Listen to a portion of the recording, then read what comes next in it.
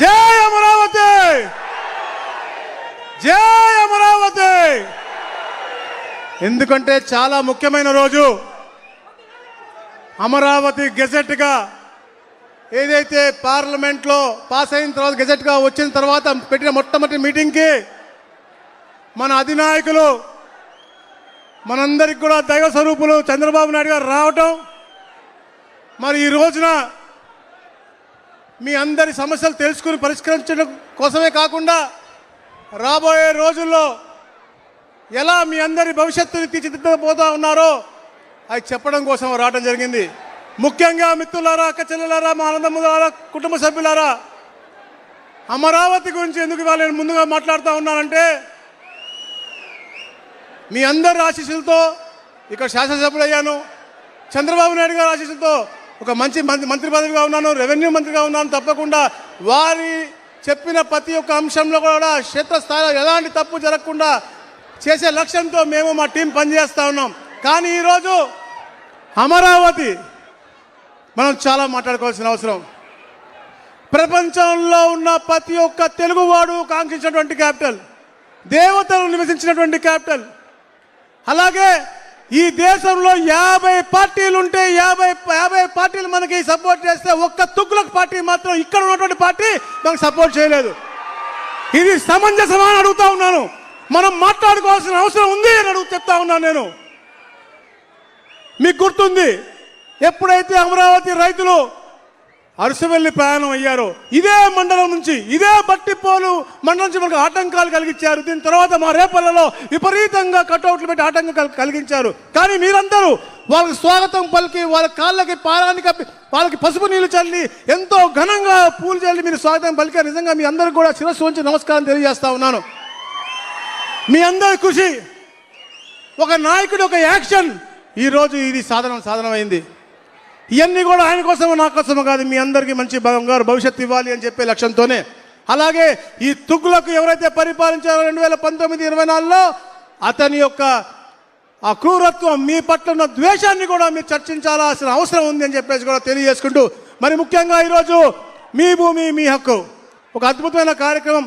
ప్రతి నెల కూడా గౌరవ ముఖ్యమంత్రి గారే క్షేత్రస్థాయిలోకి వచ్చి అక్కడ ఉన్నటువంటి రెవెన్యూ సమస్యలు తెలుసుకుని అధికారులు చేసే పనితీరు కూడా దాన్ని బేరీ చేసుకునే విధంగా ఇచ్చేసినటువంటి మా గౌరవ ముఖ్యమంత్రి వర్గాలకు స్వాగతం పలుకుతూ, అలాగే మిత్రులు, అన్నలు, సోదరులు నక్క ఆనందబాబు గారికి, ఎంపీ గారు గౌరవనీయులు కృష్ణప్రసాద్ గారికి, సహచర మంత్రివర్గ సభ్యులు గొట్టిపాటి రవికుమార్ గారికి, ఇన్ఛార్జ్ మంత్రివర్యులు అన్నలు మా కొలుసు పార్సాద్ గారికి, అలాగే మా నరేంద్ర వర్మ గారికి, మా సిఎస్ గారు గౌరవనీయులు పెద్దలు సాయి ప్రసాద్ గారికి, మా సిసిఎల్ఏ గౌరవనీయుల సోదరి జయలక్ష్మి గారికి, ఇతర పత్రికా సోదరులందరికీ కూడా పేరు పేరున నా ఉదయపూర్వక నమస్కారం మరొకసారి తెలియజేస్తాను. అలాగే ఆలపాటి రాజేంద్ర ప్రసాద్ గారికి కూడా. మిత్రులారా, నేను సుదీర్ఘంగా మాట్లాడుతున్నాను కాదు, కాకపోతే ఎందుకంటే ఈ రెవెన్యూ సమస్యలు ఎందుకు వచ్చినాయి అని కూడా మనం చూసుకోవాల్సిన అవసరం ఉంది. గత పరిపాలకులు కేవలం దాహంతో, సంస్కరణల పేరుతో అన్ని కూడా మనం విధ్వంసం చేసే విధంగా ల్యాండ్ టైటిలింగ్ యాక్ట్ తెచ్చారు. వారి ఇష్టం లేకపోతే 22A పెట్టారు. వివిధ రకాలుగా పేదవారి భూములను హరించే విధంగా కార్యక్రమాలు చేశారు. కానీ గౌరవ ముఖ్యమంత్రిగా ప్రమాణ స్వీకారం చేసిన తర్వాత తొలి సంతకంలో ఒకటి అయినటువంటి ల్యాండ్ టైటిలింగ్ రద్దు అనేది ఏదైతే హామీ ఇచ్చారో అది సంతకం పెట్టి మీ అందరికి కూడా ఒక నమ్మకాన్ని కలిగించారు. మొట్టమొదటి రోజే మీకు గుర్తుంది, డిఎస్సి ఇస్తామని చెప్పి సంతకం పెట్టారు, అది పెట్టారు. అన్నా క్యాంటీన్లు పెడతా అన్నాం, పెట్టాము. నైపుణ్య గణన ఉద్యోగ అవకాశాల కోసం ఉన్నాం, అది చేస్తా ఉన్నాం. ఇట్లా అన్ని కార్యక్రమాలు చేసుకుంటూ సంక్షేమం, అలాగే సూపర్ 6 అనేది క్షేత్రస్థాయిలో అద్భుతంగా అమలు చేస్తూ సంక్షేమము అభివృద్ధి రెండు కూడా సమానంగా ముందుకు తీసుకెళ్తా ఉన్నాము. మిత్రులారా, మీరు అందరూ గ్రహించాలి, ఎప్పుడు ఎలాంటి ఎన్నికలు, ఎందుకంటే చెప్తాను రెవెన్యూ సమస్యలు రాష్ట్రంలో ఎప్పటి నుంచో ఉన్నాయి. కానీ అవన్నీ కూడా క్షేత్రస్థాయిలో ప్రతి ఒక్కటి కూడా తెలుసుకుని అవన్నీ కూడా పరిష్కార మార్గం వైపు పూర్తిగా తీసుకెళ్తున్న ప్రభుత్వం ఏకైక ప్రభుత్వం మన ప్రభుత్వం అని చెప్పేసి కూడా నేను తెలియజేస్తా ఉన్నాను. ముఖ్యంగా ఈరోజు కార్యక్రమం, పాస్బుక్ కార్యక్రమం ఏదైతే ఉందో, గత పరిపాలకుడు అతనికి ఫోటో పిచ్చితో అతని ముద్ర వేసుకున్న పాస్బుక్ మనకు అవసరమా? అతని ఫోటోతో ఉన్న పాస్బుక్ని అడుగుతా ఉన్నాను. చెప్పాలి సోదరి, నువ్వే ఉన్నావు, గట్టిగా చెప్పాలి. అవసరమా? మీ అమ్మదో, మీ నాన్నదో, మీ తాతదో ఎవరైతే భూమి మనకి ఇచ్చారో వారి భూములు కాదు, కానీ ఇతనేదో దానం చేసినట్టుగా అతని భూమి వేసి కానీ ఈ రోజున రాజముద్రతో 14 మీకు లక్షణాలు కల్పించేటువంటి కొత్త పాస్బుక్, అది కూడా కొన్ని తప్పులు జరిగితే అవి కూడా మా సిసిఎల్ఏ గారు సిఎస్ గారిని రెక్టిఫై చేసి ఆ ఈకేవైసీ మీతో చేయించుకుని అవి కూడా రెక్టిఫై చేసి మీకు ఇస్తా ఉన్నారంటే ఈ ప్రభుత్వం యొక్క చిత్తశుద్ధి అని తెలియజేస్తా ఉన్నాను. అలాగే రాళ్ళ గురించి కూడా ఎన్ని కూడా గౌరవ ముఖ్యమంత్రిగా తెలియజేస్తారు, కానీ ఆ తుగ్లక్ యొక్క ఆలోచన తీరుని నేను చెప్తా ఉన్నాను. అది ఎప్పుడు మనం చర్చించాలి. మన మనిషికి ఏముంటుంది, మర్చిపోయే తత్వం ఉంటుంది. మర్చిపోకండి, మన ఆత్మాభిమానం కాపాడుకోవాల్సిన అవసరం ఎప్పుడు ఉంటుంది. ఆత్మ గౌరవం కోసం తెలుగుదేశం పార్టీ పుట్టింది.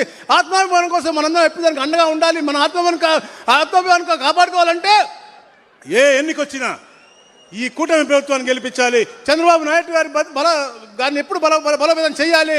లోకేష్ గారి ఆలోచన అయితే ఈ దేశంలో పెట్టుబడులు తన్నుకుంటూ వస్తూ ఉన్నాయి అంటే అది వారి యొక్క ఆలోచన. అలాగే గౌరవ డిప్యూటీ సీఎం అంటే పవన్ కళ్యాణ్ గారి యొక్క మంచితనం, వారి యొక్క ఆలోచన.